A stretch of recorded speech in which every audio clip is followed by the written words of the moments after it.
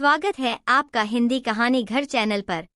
Hello दोस्तों, मेरा नाम मोहित है और मैं दिल्ली रहता हूँ। यह कहानी 1 साल पुरानी है। जब मैं 23 साल का था, मेरे मम्मी पापा गांव में खेती करते हैं। गांव से पढ़ने के लिए शहर आना पड़ता है, इसलिए मैं शहर में ही रहता हूँ। हमारा शहर में 2 मंजिला घर है। मैं वही रहता हूँ। मैं अपनी पढ़ाई के साथ साथ घर में रहकर ऑनलाइन काम भी करता था। शहर में नया आया हुआ था, मेरा कोई दोस्त नहीं था। मैं पूरा दिन घर पर अकेला ही रहता था। मैंने सोचा ऊपर के 2 कमरे किराए पर दूं। एक दिन एक कपल मकान देखने आया, जिनके साथ एक छोटा बच्चा भी था। भाभी को देख के मेरे मुंह में पानी आ गया था। भाभी बहुत खूबसूरत थी। उनकी पतली कमर, फिट बदन देखकर मैं पागल हो रहा था थोड़ी, जिससे उसकी खूबसूरती और बढ़ गई थी। मेरा मन हुआ कि काश ये लोग रूम रेंट पर ले लें और इस भाभी से मेरी बात बन जाए। ऐसा ही हुआ। उन्होंने कमरा देखकर मेरा फोन नंबर ले लिया। कुछ दिन बाद भाभी के पति ने कॉल किया और कहा कि उन्हें कमरा पसंद आ गया है और वे जल्द ही शिफ्ट हो जाएंगे। मैंने हाँ कहा। अगले हफ्ते ही वो लोग सामान लेके शिफ्ट हो गए। मैंने उनकी मदद की रूम सेट करने में। उस वजह से धीरे धीरे उनसे मेरी बातचीत शुरू हो गई। भाभी का नाम सीमा था। जब भैया नहीं होते थे तब मैं भाभी को सीमा बुलाने लगा। बातों बातों में पता चला कि सीमा का पति कंपनी में काम करता है और हर महीने दूसरे शहर काम से जाता है। सुनकर मैं खुश हो गया और सोचने लगा कि अब सीमा से आसानी से बात बन सकती है। मैं सोच रहा था कि सीमा को कैसे राजी किया जाए। मैं घर पर ही रहता था और काम को ज्यादा समय नहीं देता था। उन दिनों सर्दियों का मौसम था। सीमा ने मुझे कहा, मुझे अकेला अकेला लगता है, तुम ऊपर क्यों नहीं आते? फिर मैं छत पर जाकर बैठ जाता था। सीमा भी वहीं आ जाती थी और हम दोनों काफी देर तक बातें करते रहते थे। मुझे सिगरेट पीने की आदत थी और सीमा को इससे कोई परेशानी नहीं थी। एक दिन सीमा ने मुझसे पूछा, तुम्हारी कोई गर्लफ्रेंड नहीं है? मैंने कहा, कोई नहीं है। उन्होंने पूछा, क्यों? मैंने कहा, बस अभी तक कोई तुम्हारी जैसी नहीं मिली। सीमा हंसते हुए बोली, मेरी जैसी का क्या करोगे?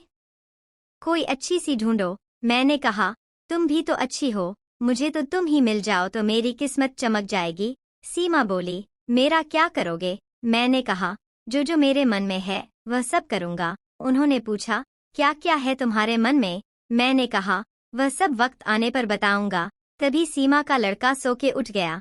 फिर मैं उदास हो गया और नीचे आ गया, लेकिन मैंने सोचा बातचीत से मुझे लगा कि मामला फिट हो सकता है। फिर एक दिन हम दोनों धूप में बैठे थे। मैं कुर्सी पर बैठा था और सीमा नीचे जमीन पर बैठ गई थी। सीमा ने लो नेट वाला कुर्ता पहन रखा था, जिससे मुझे दोनों आधे दर्शन हो रहे थे। शायद सीमा ने मेरी नजरों को ताड़ लिया था, इसलिए वह उठकर चली गई। अगले दिन जब हम फिर से छत पर बैठे थे, सीमा ने वही सूट पहना था। उसका पल्लू नीचे गिरा हुआ था, इस वजह से मुझे फिर से दोनों दर्शन हो रहे थे। लेकिन इस बार वो कुछ बोली नहीं। मेरी भी हिम्मत बढ़ गई थी। मेरी नजर उसके दोनों पर ही थी। मैं आराम से देख रहा था। मैंने सीमा से कहा, तुम्हारा सूट तो बड़ा अच्छा लग रहा है, कौन सा कपड़ा है? सीमा बोली, कॉटन है। मैंने कहा, कॉटन तो नहीं लग रहा।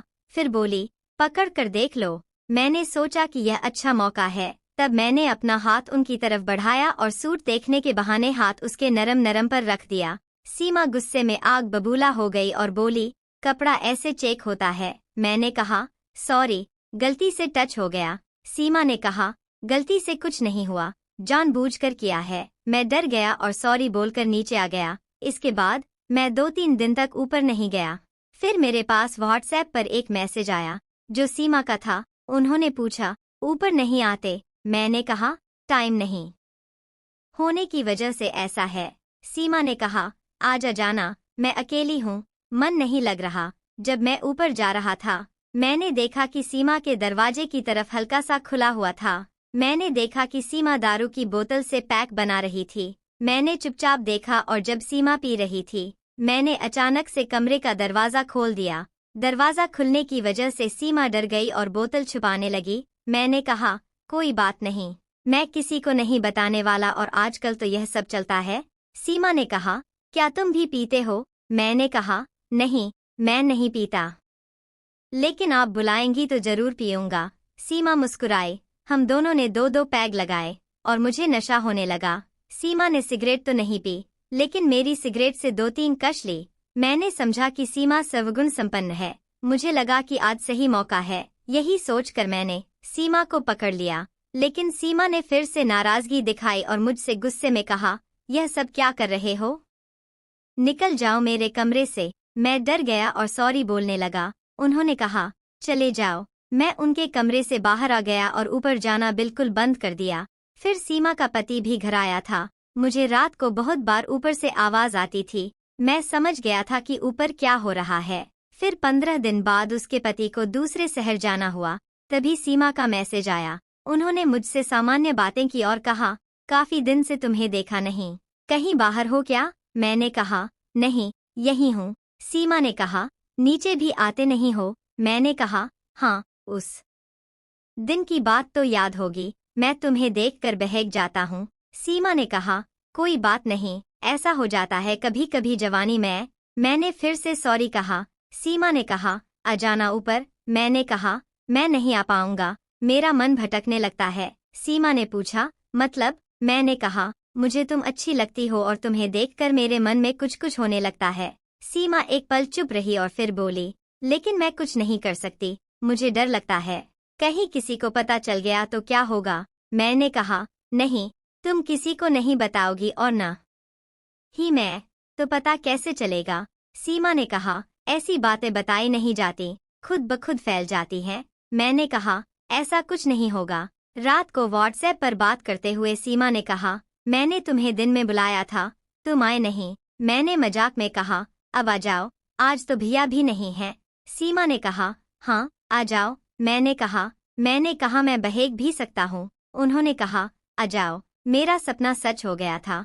जैसे ही मैं ऊपर पहुंचा, मैंने मैसेज किया, दरवाजा खोलो। दरवाजा खुला।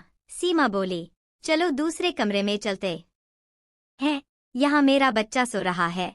हम दूसरे कमरे में चले गए। सीमा ने कहा, तुम्हारे भाई साहब कुछ दिन के लिए बाहर गए हैं और मैं अब अकेली हूँ। अकेली होने की वजह से मेरा मन नहीं लग रहा है और मुझे डर भी लगता है। तुम चाहो तो आज से ऊपर ही सो सकते हो। मैंने कहा, ठीक है सीमा, कोई बात नहीं, मैं आज से ऊपर ही सो जाऊंगा। सीमा ने पूछा, पियोगे? मैंने कहा, बिल्कुल, पी लेंगे। सीमा बोतल और 2 गिलास ले आई और एक प्लेट में नमकीन और थोड़ी सलाद भी ले आई। हम दोनों ने 4 से 4 पैग लगाए और काफी नशा हो गया। फिर मैंने कहा, भाभी आप कितने प्यारे लग रहे हो, और मैंने भाभी को पकड़ लिया। वो कुछ नहीं बोली। मेरा सपना पूरा हुआ। हम दोनों पूरी रात एक दूसरे का साथ दिया और जब तक भैया नहीं आए तब तक हम रोज ऐसे ही करते रहे। दोस्तों, ये थी मेरी कहानी। अच्छी लगी हो तो चैनल सब्सक्राइब जरूर कर दे। मिलते हैं नई कहानी के साथ। अलविदा।